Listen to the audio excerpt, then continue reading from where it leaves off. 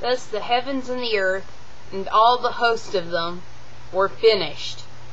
And on the seventh day God ended his work which he had done, and he rested on the seventh day from all his work which he had done.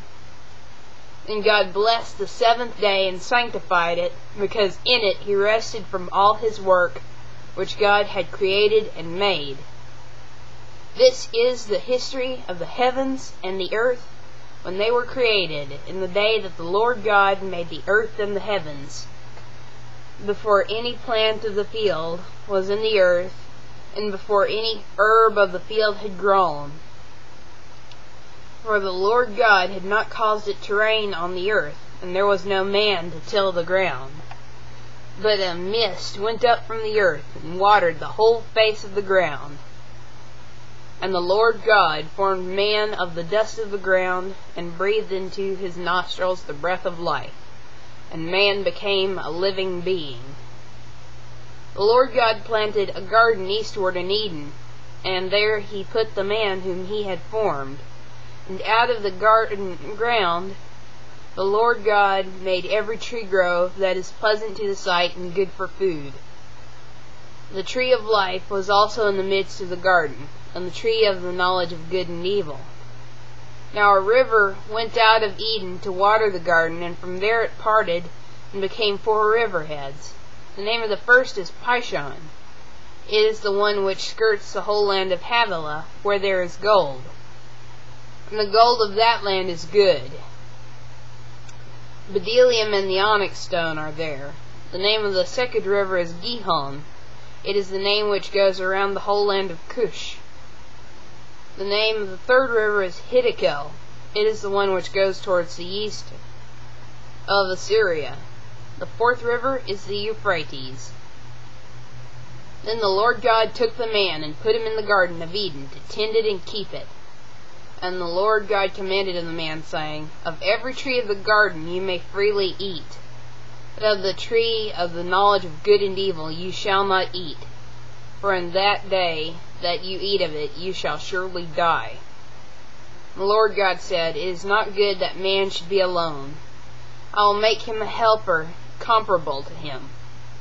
Out of the ground the Lord God formed every beast of the field and every bird of the air, and brought them to Adam to see what he would call them. And whatever Adam called each living creature, that was its name. So Adam gave names to all cattle, to the birds of the air, and to every beast of the field. But for Adam there was not found a helper comparable to him.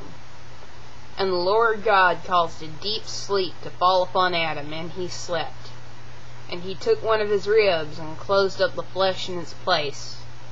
And the rib which the Lord God had taken from man he made into a woman, and he brought her to the man.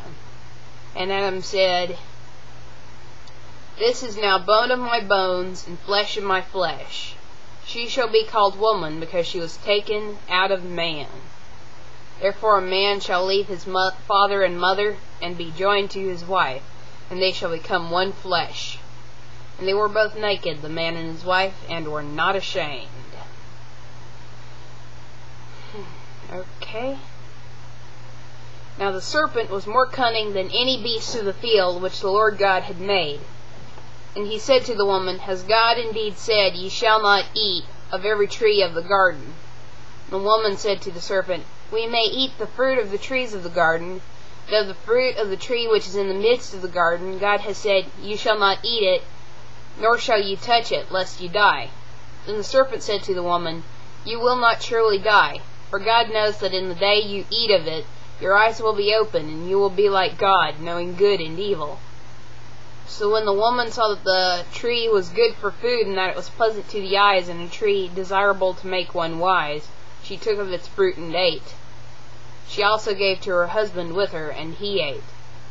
Then the eyes of both of them were opened, and they knew that they were naked, and they sewed fig leaves together and made themselves coverings.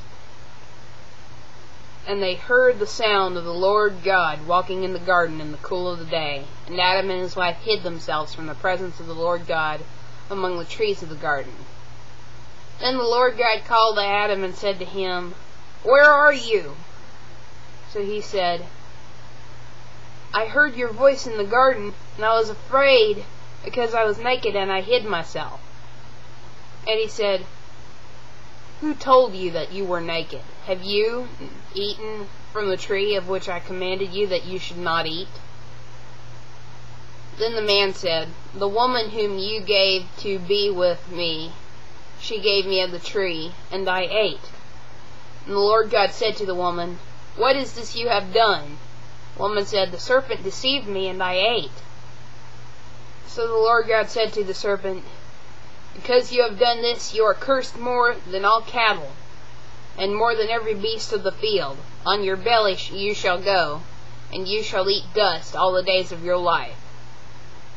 And I will put enmity between you and the woman, and between your seed and her seed.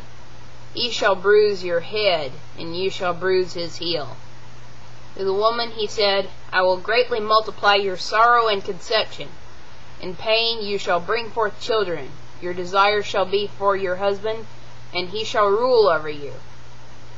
Then to Adam he said, "Because you have heeded the voice of your wife, and have eaten from the tree of which I commanded you, saying, You shall not eat of it, cursed is the ground for your sake. In toil you shall eat of it all the days of your life. Both thorns and thistles it shall bring forth for you, and you shall eat the herb of the field. In the sweat of your face you shall eat bread, till you return to the ground, for out of it you were taken. For dust you are, and to dust you shall return." And Adam called his wife's name Eve, because she was the mother of all living. Also, for Adam and his wife, the Lord God made tunics of skin, and clothed them. Then the Lord God said, "Behold, the man has become like one of us, to know good and evil. Now lest he put out his hand, and take also of the tree of life, and eat, and live forever." Therefore the Lord sent him out of the Garden of Eden to till the ground from which he was taken.